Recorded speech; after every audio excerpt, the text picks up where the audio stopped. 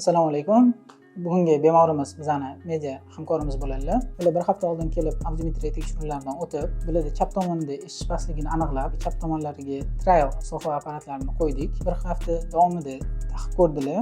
O'zlarining xulosalarini, fikrlarini aytadilar. Chunki 1 yil oldin quloq pardam zararlangandan keyin eshitish qobiliyatim pasayishni boshladi. Apparat taqishni tavsiya berishganda, ochig'i apparatni faqat qariyalar, qari odamlar taqadi.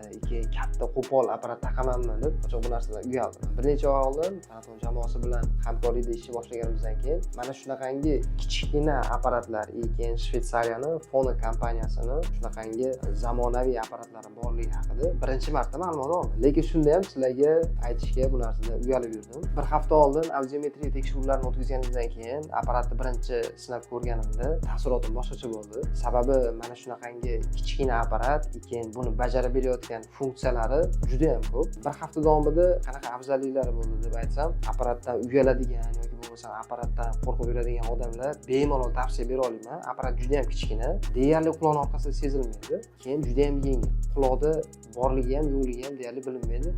Ba'zida esimdan ham chiqarib qo'ydim shu apparatning borligi.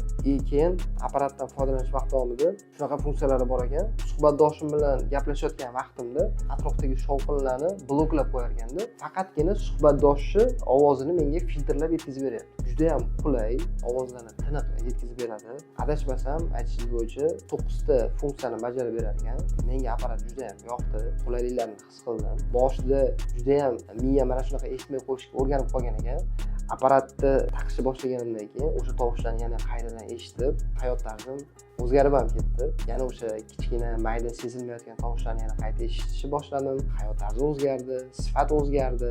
Yana bu apparatga qoyil qolgan joyim shunaqa holat bo'ldiki, bu telefonga Bluetooth bilan ulanar ekan. Qo'ng'iroqlarga bemalol mana shu apparat yordamida javob bera oldim. Yo'lda bo'laman, syomkada bo'laman yoki ish jarayonida bo'laman. Bu apparatda ham mikrofon, ham Bluetooth telefonimga ulab bemalol foydalandim. Ochig'i menga apparat juda ham yoqdi. Agar sizda yoki tanishinglarda mana shunaqa eshitish bilan muammo kuzatilayotgan bo'lsa, bemalol mana shu klinikaga kelib, audiometriya tekshiruvlaridan o'tib, o'zingizlarga mos bo'lgan apparatni tanlasanglar bo'ladi. Bu yerda yana tanlovlar juda ham ko'p ekan. Bu menga berilgan apparat aynan mening o'zimning xohishlarim bo'yicha berildi. Ya'niki men katta gabaritdan uyalganim uchun minimal o'lchamdagi apparatni menga tavsiya berishdi. Siz o'zingizga mos yoki qulay bo'lgan dizaynda yana boshqa apparatlarni ham tanlasanglar bo'lar ekan.